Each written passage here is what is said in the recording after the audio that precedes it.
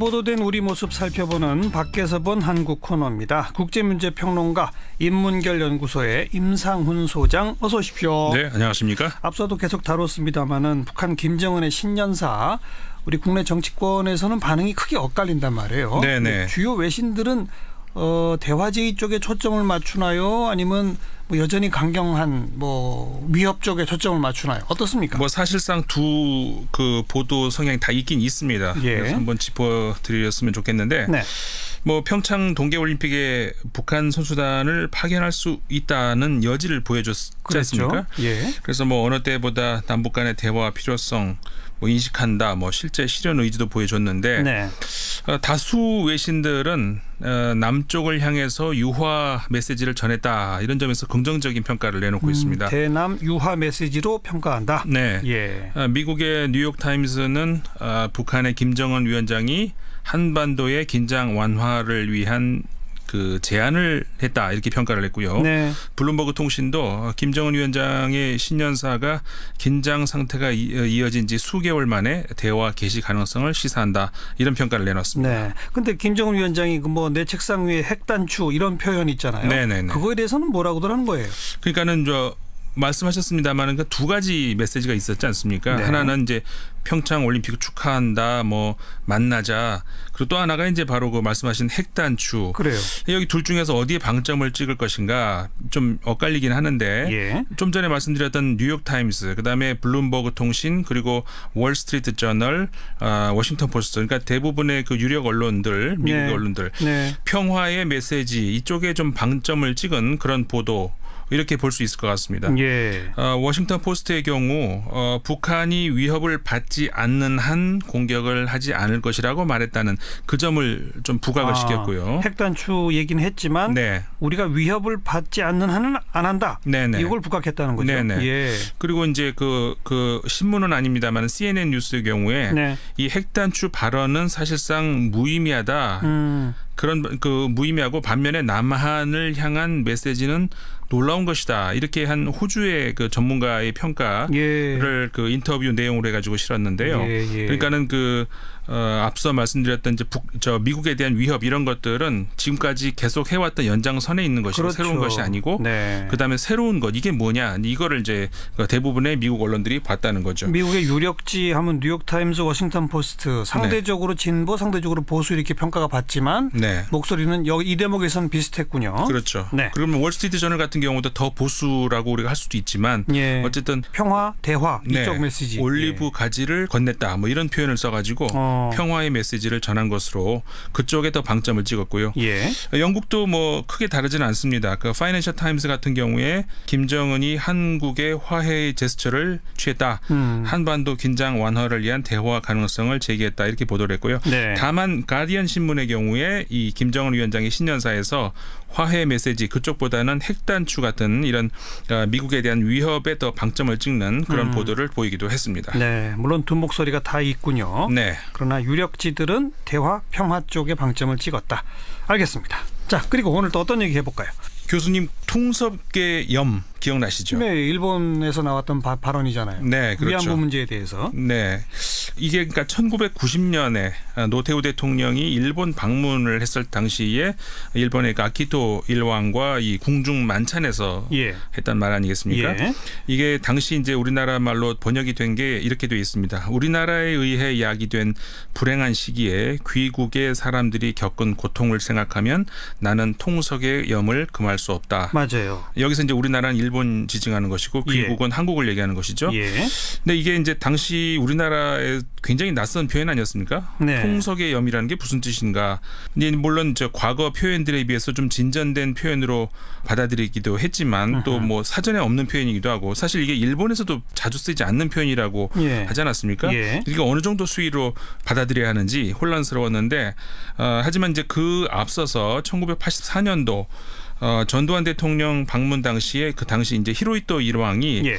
양국 간에 불행한 과거가 있었다는 건 참으로 유감이다. 이렇게 표현했던 것. 그러니까 주어가 없지 않습니까? 주어도 없고 네. 유감이라고 하는 건 진짜 좀 약하죠. 그렇죠. 그거에 비해서 나는 통석의 염을 금할 수 없다. 금할 수 없다. 그 나는이라고 하는 것은 일왕이 주체가 있고. 그렇죠. 조금 더 진전된 표현이라고 일단 해석이 됐었죠. 네, 네. 통석이라는 말이 우리말에 없지만 네. 이게 앞을 통에다가 뭐 아낄 석 그러니까 애석하다, 그러니까 그렇죠. 아프고 애석하다 이렇게 해석이 될 수 있으니까 예. 그게 이제 그 이번에 일본 언론들이 좀 보도를 했다는 겁니다. 최근에 그런 보도가 또 나왔어요? 네네. 어디서 어떤 보도입니까? 그러니까 아마도 위안부 합의를 재조사했던 우리 외교부 태스크포스 발표 이후에 예. 이제 다시 한일 관계가 좀 얼어붙고 있지 않습니까? 그렇죠. 그러면서 아마 이런 보도가 나오지 않았을까 싶은데 지난달 30일 요미우리 신문이 관련 기사를 보도한 거거든요. 네. 근데 이제 그 발언 처음에 아까 통석의 염 이게 나온 그 배경이 일본에서도 아직 잘 알려지지 않았던 것 같습니다. 예. 그러니까 요미우리 보도에 따르면 당시 일왕의 이 표현이 왕의 기분을 감안해서 정부가 포함시킨 표현이다. 이렇게 보도가 나온 겁니다. 왕의 기분을 감안해서 정부가 포함했다? 네네. 일본 정부의 공식적 견해가 아니라 네네. 일왕의 뜻이 반영됐다. 네, 그렇습니다. 그러니까 말하자면은 일본 정부 요청에 의해서 일왕이 공식화한 문구라기보다 네. 일왕 본인의 뜻이 반영됐다는 그런 의미가 되는 것이죠. 예.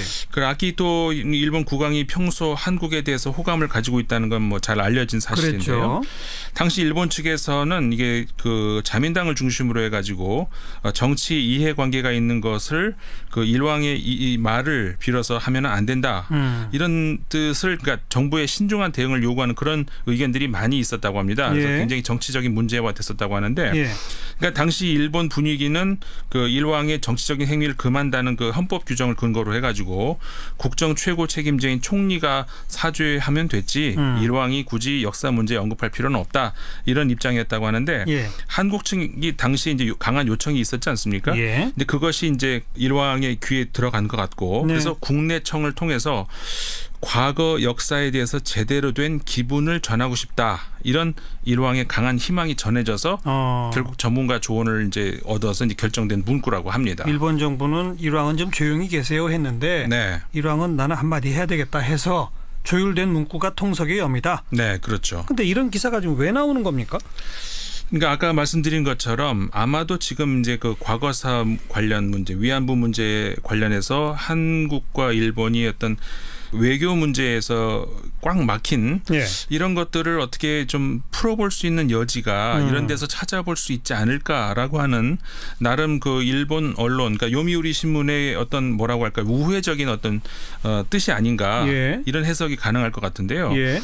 그러니까는 그 요미우리 신문이 한일 관계를 이런 역사, 그러니까 과거 역사에서 볼 수 있듯이 양국이 조금 더 열린 마음으로 다가가 보면 어떻겠는가. 뭐 이런 좀 애들로 표현하는 것 아닌가 싶습니다. 예. 그래서 왜냐하면 이게 같은 30일자인데 다른 기사를 보면요. 한일 개선 헤이세이 방식으로 이렇게 제목으로 해가지고 예. 그 90년도 일왕의 통석의 염 발언을 다시 소개하고 있거든요. 예. 그러니까 헤이세이라는 것이 이제 일본 왕가의 연호 아니겠습니까? 그렇죠. 그러니까 말하자면은 양국 정부 실무진에서 심지어 그 정부 최고 결정권 차원에서도 이 문제 해결이 어렵다면은 그럴 때 되면은 그 일본 국왕의 그 한국에 대한 마음을 좀 매개로 해서 양국이 마음을 열어보면 어떨까 이런 네. 새해를 맞이하는 어떤 제안 아닌가 이런 생각이 듭니다. 일본 정부보다는 일왕이 조금 더 진전된 발언들을 해왔다. 한국을 중요하게 생각한다. 네. 그런 진정성에서 좀 문제를 풀어보자. 이런 거란 말입니까? 이 기사를 통한 요미우리 신문의 메시지는 그래 보입니다. 예. 그래서 요미우리 신문은 기사에서요. 그 역대 한국 대통령을 맞이했던 일왕이 그 아까 우리 말씀 나눴던 90년도 노태우 대통령 당시의 통석의 염 그 발언 이후에 근데 94년도 김영삼 대통령 때는 이렇게 말을 했다고 하죠. 지금도 그 변함없는 기분을 가지고 있다. 그러니까 네. 여기서 기분이라는 말이 일본에서 자꾸 쓰지만 우리가 쓰는 기분이라는 뜻보다는 좀 그런 생각 이렇게 생각을 하면 좋을 것 같습니다. 통석의 염을 그대로 갖고 있다. 그렇죠. 예. 그다음에 98년도 김대중 대통령이 그 방일을 했을 때는 나의 기억에 그대로 담아두고 있다. 이렇게 표현을. 그러니까는 일본 왕실의 생각은 변함이 없다는 뜻을 계속 전달해 왔다는 거거든요. 예. 그러니까 전후 60년이었었죠. 그 2005년도 그때 이제 아키히토 일왕이 사이판의 한국 평화 기념탑을 방문을 했다고 하는데 아하. 그것도 이 보도에 따르면요. 그 측근이 말했다고 하는데 이 방문도 일왕의 강한 희망으로 성사된 것이라고 하거든요. 네. 그리고 이제 뭐 우리가 잘 알려졌습니다만 2001년도 그 생일 직전에 그 기자회견했을 때 그 헤이안 시대의 간무천왕의 생모가 백제의 무령왕 자손인 것을 언급하지 않았습니까? 그랬었죠. 네, 그러면서 한국과의 연고를 느끼고 있습니다. 뭐 이런 말을 했던 거. 예. 그러니까 이런 거에 대해서 한국 언론이 그 당시에도 뭐 친근감을 가지고 전했고 김대중 대통령도 역사에 대한 올바른 인식이 표명됐다 이렇게 환영했다는 점을 좀 요미우리 신문이 새삼 언급을 하고 있거든요. 예, 예. 그러니까 그런 차원에서 우리 좀 헤이세이 방식으로 풀어보자 뭐 이런 제안이 아닌가 이렇게 생각이 됩니다. 일본 정부는 계속해서 한일 위안부 간 그 정부 간 합의 뭐 한 글자도 못 고친다라고 하는데 네. 그러지 말고 일왕의 진정성 좀 생각해달라 이런 얘기군요. 그렇죠. 그럼 일왕이 우리 평창올림픽에 오면 좋잖아요. 그거 안 될까요? 그러니까 그 참 좋은 정말 그 획기적인 방법이 될 것 같은데 그 관련해서 문제도 이제 이야기를 하고 있습니다. 그러니까 그래요? 과거 2002년도 그 월드컵 당시에 우리 뭐 기억하시겠습니다만 일왕이 그 방한 좀 이런 게 좀 우리가 그때 얘기가 많이 나오지 않았습니까? 네. 근데 이제 그때도 역사 교과서 문제 같은 이런 현안들이 있어가지고 이제 양쪽에서 한일 양국에서 이제 신중론이 대두됐었고, 예. 그리고 최근 일이죠. 2012년도 그 이명박 대통령이 이렇게 표현을 했었죠. 그 통사계 염 관련 어떤 부정적인 발언 네. 그러니까 그런 말을 하려고 이제 뭐 그런 말 한 정도 할 거면은 올 필요 없다 이런 식의 이제 말을 하지 않았습니까? 그랬죠. 그러니까 이런 것에 대해서 이제 애둘러 비판을 하는 겁니다. 이제 당시도 그렇게 말을 이제 우리 대통령이 하면서 완전히 꼬여버렸다. 네. 그 이후로는 그 표면화된 방한 움직임은 없었다. 이렇게 표현을 하고 있거든요. 예. 그러니까는 말하자면 새해를 맞이해서 꼬여버린 그 한일 관계를 풀 수 있는 나름 그 요미우리 신문식의 해법은 일본 왕가에서는 진정 한국을 위하는 마음을 가지고 있다. 그러니까 일본 정부도 이 해법을 좀 중요시할 필요가 있고 네. 한국도 어렵게 표현한 일본 왕의 표현이니까 그 폄하하지 말고 좀 진정성으로 알아달라. 네. 이런 요구하는 것이 아닌가 이런 생각이 듭니다. 요미우리가 한국 국민을 향해서 쓴 기사는 아닐 거예요. 네. 일본 정부를 향해서 쓴 기사라고 저는 좀 보고 네. 일본 정부 너무 그렇게 꽉 막히지 말고 조금 생각을 좀 바꿔볼 여지를 좀 가져라. 네. 이런 충고라면 혹시 조금 의미가 있지 않을까 싶네요. 네. 그렇게 볼 수 있을 것 같습니다. 자, 또 다른 소식은요. 그 싱가포르 한 언론이 그 사드 갈등 이후 중국의 보복 조치에 대해서 아주 좀 독특한 해석을 내놔서 이제 소개를 해드리려고 하는데요. 예. 싱가포르 최대 발행 부수죠. 그 스트레이트 타임즈라는 신문인데 지난달 27일 보도한 내용입니다. 이 한중 관계가 사드 배치 이후에 냉각기를 지나서 정상화되어 가고 있다 이렇게 이제 전제하면서 이번 사드 갈등 이후에 중국의 보복 조치가 결과적으로 한국의 엄청난 손실을 초래한 것은 아니다. 이렇게 평가를 했습니다. 손실이 크지 않았다? 네. 근데 그 근거로 그러니까 2017년의 경우에 10월까지요. 한국의 대중국 수출이 전년 동기보다 12.5% 증가한 1,143억 달러였다는 네. 겁니다. 그걸 들고 있습니다. 근데 그 이유는 한국산의 반도체에 대한 그렇죠. 중국 수요가 오히려 늘었기 때문이라는 거죠. 반도체 많이 팔았죠. 네, 말하자면 중국이 보복 조치를 했다고 하더라도 그거는 이제 서비스업이라든가 소비재 산업 이런 데 국한됐고 예. 제조업에서는 오히려 중국이 우리를 더 필요로 하고 있었다는 거죠. 네, 중국이 전자제품 만들려면 반도체는 상당 부분 한국산을 안 살 수가 없잖아요. 그러니까요. 예. 결국 이제 양국의 이 무역 갈등이 있을 경우에 중국이 취할 수 있는 보복 조치는 아주 제한적이라는 거죠. 근데 실제 이 신문은 사드 갈등 이후에 한국이 중국과의 관계에서 얻은 손실이 한국 경제 성장률 전체에 미친 영향이 0.3%포인트를 넘지 않았다는 것으로 추산됐다고 보도를 하고 있거든요. 네. 근데 그럼에도 불구하고 중국의 보복 조치를 통해서 상당한 그 한국 측의 압박을 주지 않았습니까? 네. 근데 그건 뭐냐?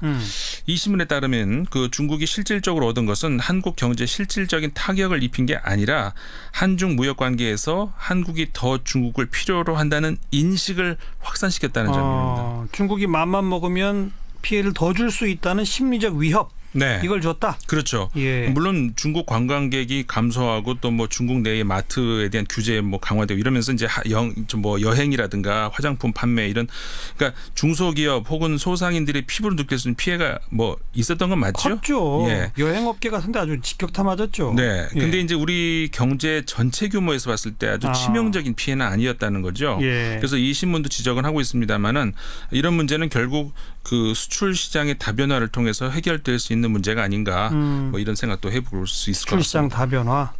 또 하나는 정치적 문제가 이렇게 무역에 바로 영향을 미치는 거 이건 안 좋아요. 네. 중국이 그러면 안 되죠. 그렇죠. 대국다운 모습이 아니었었다.